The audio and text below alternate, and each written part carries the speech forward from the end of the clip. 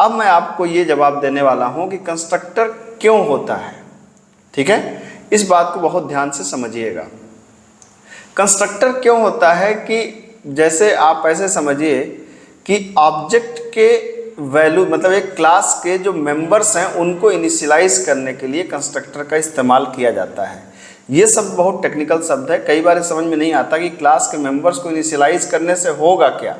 ठीक है, और इससे क्या फ़ायदा होगा, तो मैं आपको एक रियल लाइफ एग्जांपल के थ्रू बताता हूँ कि कंस्ट्रक्टर्स को आप कैसे विजुलाइज कर सकते हैं। ठीक है, तो इस एग्जांपल को बताते समय ये मैं आपको ख़ास तौर से आगाह करूँगा कि मैं ये मान के चल रहा हूँ कि हम सब लोग, मैं और जितने लोग मेरी बातें सुन रहे हैं, सभी लोग किसी माँ के द्वारा पैदा हुए हैं।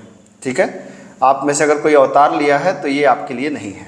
ठीक, तो अब इस बात को ऐसे समझिए कि जैसे मान लीजिए कि हम सभी एक माँ से पैदा होते हैं। ठीक है, तो जब भी एक बच्चे के पैदा होने का जो प्रोसेस है, समझिए कि वो ऑब्जेक्ट का बनना है। जैसे एक बच्चा अगर संसार में आया, इसका मतलब एक ऑब्जेक्ट बना। ठीक है, इसको इस तरीके से विजुलाइज करिए। तो आप सोचिए कि जब ऑब्जेक्ट हमारा बना, मतलब एक बच्चा पैदा हुआ, तो बच्चा अपनी इनिशियल सेटिंग्स लेके पैदा हुआ।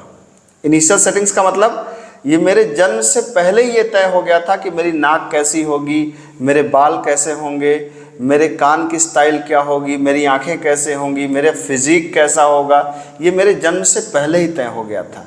जब ऑब्जेक्ट आया, मतलब जब मैं इस संसार में पैदा हुआ, तब फिर वो सिर्फ ग्रो किया उसने, लेकिन इनिशियल स्ट्रक्चर शुरुआत में ही तय हो गया था। अब एक कंस्ट्रक्टर से कैसे इनिशियलाइज है, रिलेटेड है, सॉरी। तो कंस्ट्रक्टर से रिलेटेड इस तरीके से है कि जब एक क्लास का ऑब्जेक्ट बनता है तो आप चाहते हैं कि उसके अंदर जो जो चीज़ें हैं वो पहले से ही सेट होके आएँ।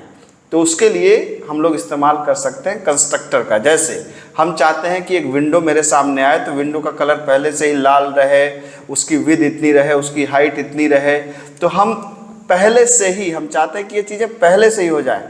तो ये किसके माध्यम से हम लोग कर सकते हैं, कंस्ट्रक्टर के माध्यम से कर सकते हैं। आशा है ये बात आपको समझ में आई होगी। आइए अब देखते हैं इसका प्रैक्टिकल एग्जाम्पल। ठीक है।